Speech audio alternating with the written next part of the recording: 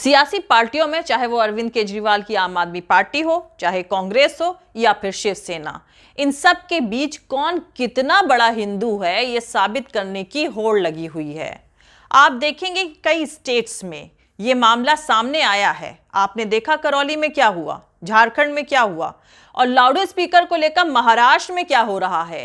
एक कभी ना खत्म होने वाला चक्र बन चुका है, क्योंकि हर सियासी दल के पास अब कोई आइडियोलॉजिकल बेस बचा ही नहीं है। हर कोई यह साबित करने में लगा हुआ है कि हम बड़े और बेहतर हिंदुत्व की पॉलिटिक्स करने वाली पार्टी हैं। और बदकिस्मती यह है कि मीडिया भी जमीनी हकीकत नहीं दिखा रहा है। जो खरगोन में हुआ है वो बेहद खौफनाक है। वहां ऐसे मुस्लिम फैमिलीज हैं जिन्होंने 3-4 दिनों से खाना तक नहीं खाया है, क्योंकि उनके घरों को इस शक पर तोड़ दिया गया है कि उन घरों से पथराव किया गया था। जो मध्य प्रदेश में हुआ है और जो दिल्ली में हुआ, उससे सीधा सीधा मैसेज मिल गया है कि बीजेपी कानून की हुकूमत पर यकीन ही नहीं रखती है। जब इनसे खरगोन में करी गई तोड़फोड़ पर सबूत मांगते हैं तो वो कहते हैं कि उनके पास वीडियो है जहां इन घरों से पत्थर फेंके गए। दिल्ली में आपने देखा होगा कि दिल्ली के बीजेपी चीफ ने 20 अप्रैल को लेटर लिखकर दंगाइयों के अवैध एनक्रोचमेंट को हटाने की मांग करी थी। अब ये तय करने वाले आप कौन होते हैं कि दंगाई कौन है और कौन नहीं? ये तय करना तो कोर्ट का काम है। तो इस वक्त जो बीजेपी कर रही है वो विजिलेंट जस्टिस है।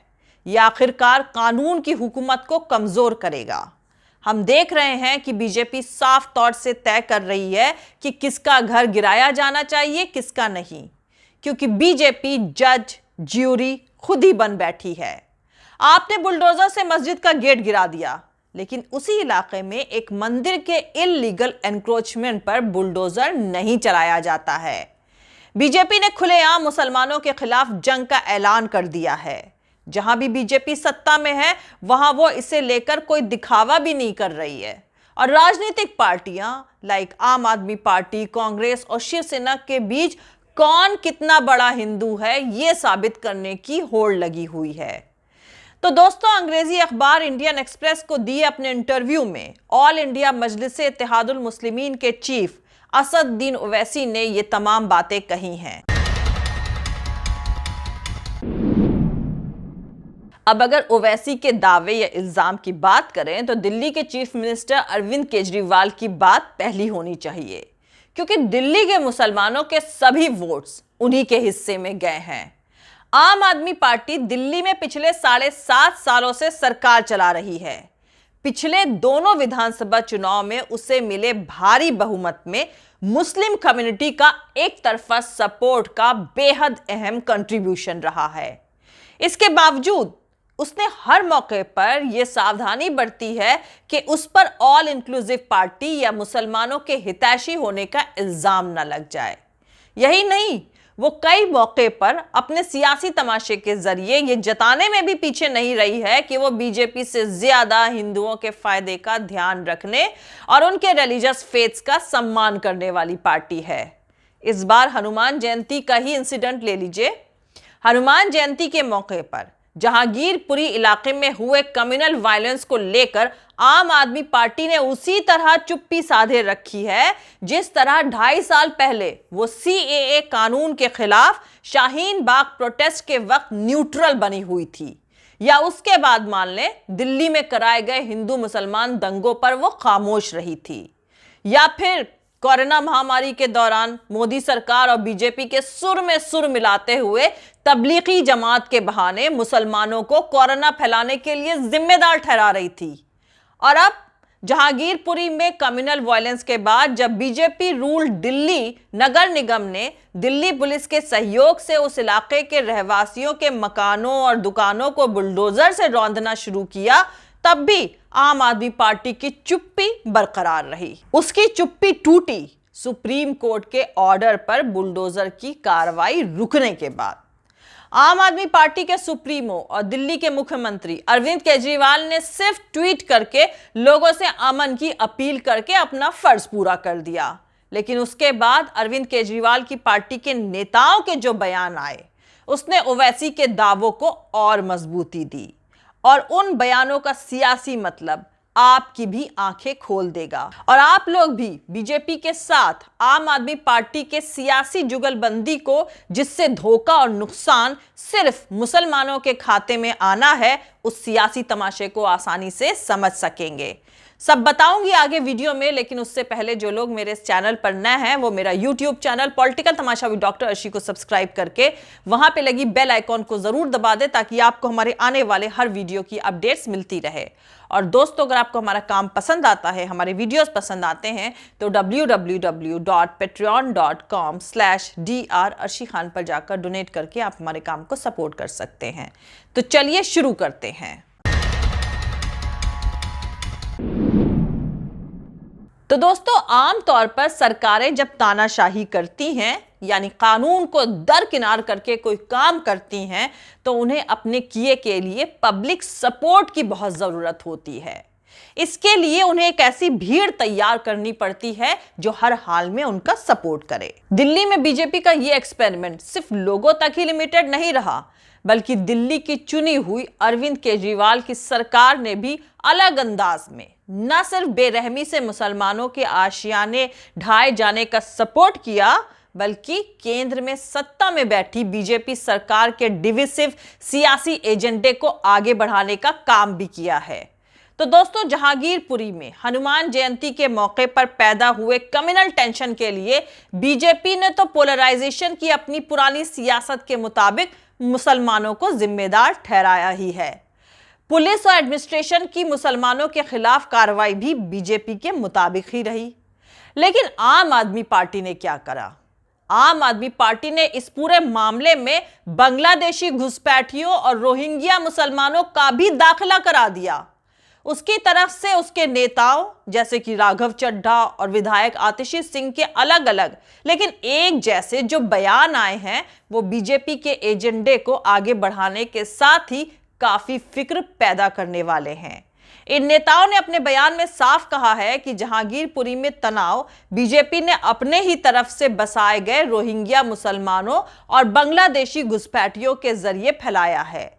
और अगर यह पता चल जाए कि बीजेपी ने कहां-कहां इन रोहिंग्या मुसलमानों को बसाया है, तो यह जानना आसान हो जाएगा कि अब और कहां-कहां हिंदू मुसलमान दंगे हो सकते हैं। तो दोस्तों, जरा ध्यान से इस बात को समझने की जरूरत है कि सेंटर की मोदी सरकार और बीजेपी जहांगीरपुरी में कम्युनल बेस पर करी गई मकानों दुकानों की तोड़फोड़ को हमेशा की तरह अपना चेहरा बचाने के मकसद से इल्लीगल कंस्ट्रक्शन के खिलाफ कार्रवाई बता रही है।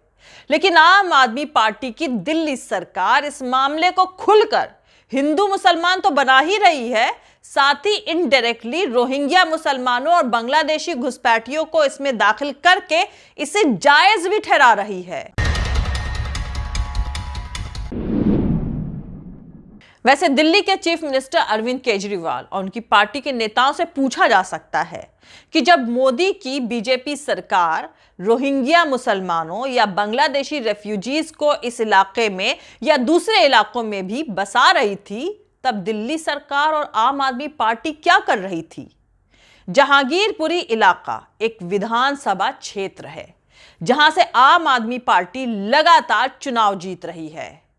अब सवाल यहां पर यह उठता है कि क्या वहां के विधायक को इस बात की जानकारी नहीं होनी चाहिए कि उसके इलाके में किन नए लोगों को बसाया जा रहा है?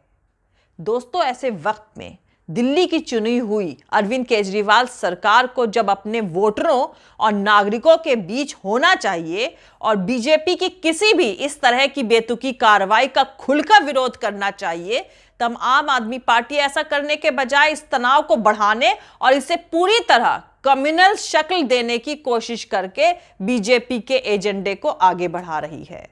दरअसल आम आदमी पार्टी और बीजेपी दोनों ही ये बात अच्छी तरह से जानते हैं कि अगर ऐसे मामलों में रोहिंग्या मुसलमानों का जिक्र आ जाए तो लोगों का ध्यान बांटा जा सकता है और दूसरी तरह से तोड़फोड़ की नाजायज कार्रवाइयों का इस्तेमाल सियासी ईंधन के तौर पर किया जा सकता है।